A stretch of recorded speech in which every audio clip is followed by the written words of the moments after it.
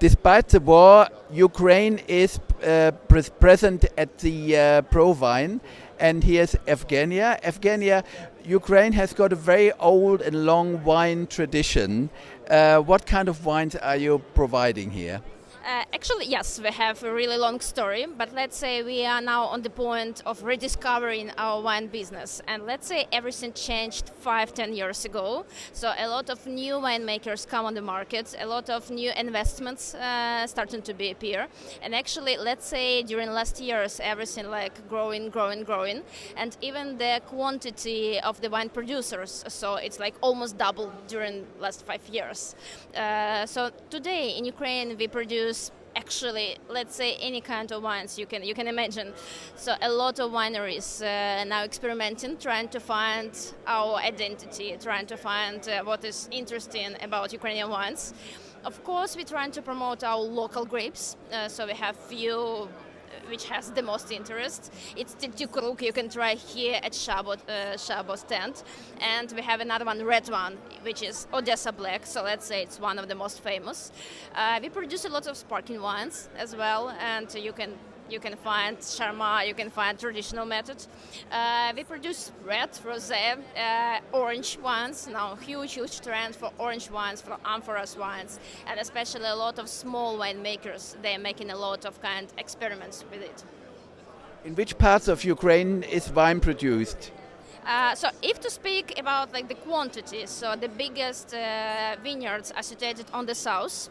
So let's say we have like few main regions. We have what is called Black Sea region. We have Crimea, which is occupied right now. We have Transcarpathia, and as soon as global warming, let's say, it helps a lot to Ukraine. So more and more vineyards you can find on the north of country. So you can find near Kiev, you can find near Chernigiv, even so it's like 52 parallel, so it's quite cool climate region, but anywhere we can grow some vineyards there as well. So let's say the cool climate vineyards become more and more trendy, but it's not about quantities for today, so like it's a kind of experiment. How difficult was it for you and your team to get here to the wine trade fair? Actually, I should say that this year is supposed to be the first ever time in the history of PROWEIN to be presented the whole stand of wines of Ukraine. And we already booked everything, starting to manage the image, the design and everything. And unfortunately, war comes. So unfortunately, now you see only one producer, Shabo, one of the best one. But it's supposed to be, so the empty place you see here, it's supposed to be the big stand of wines of Ukraine. The whole stand, and it's supposed to be like 9-10 different producers to be presented this year. So because of everything is coming, so we didn't have an opportunity to make all our plans to be true, to come into reality. But anyway, we have a lot of support these days, of course, and our good friends from Gazinham University, they allowed us to put a small stand table with wines of Ukraine, so just in case anyone here in PROWEIN today, so today and tomorrow you have an opportunity to try Ukrainian wines here on this stand Shabo, or in the hall one at Rheingau stand.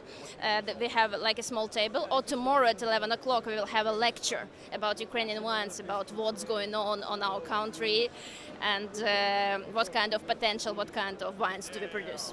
I'm a lecturer at Gazinham University. Tell me, what kind of help do you actually need for Ukrainian wine industry?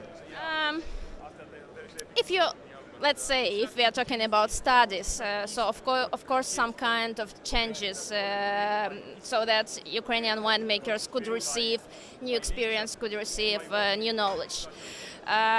Maybe some kind of technologies, I don't know. And of course, we would like to help us to share the problems we have now. So unfortunately, a lot of vineyards and some of the wineries are already destroyed. So I can show you the photos with some bombs, rockets just inside the land on the vineyards. Some of the vineyards, they disappeared, they don't produce anything anymore. So we would like people to know that the war is going, so it's like 80 days, 81 or 82 days of war. So nothing, maybe people stopped to speak so much as it was during the first days, but it's still going on. So it's still, everything is still destroyed. People are still killing. So maybe to share information. I have never tasted a wine from Ukraine. With which one should I start?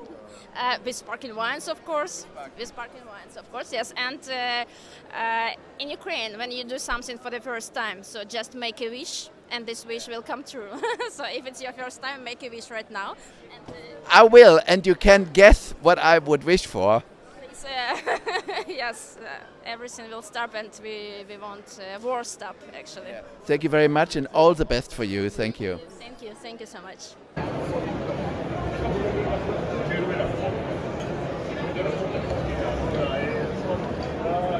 Okay, thank you very much. So, to Ukraine. I thought it was for very great. All the best for you. Yes.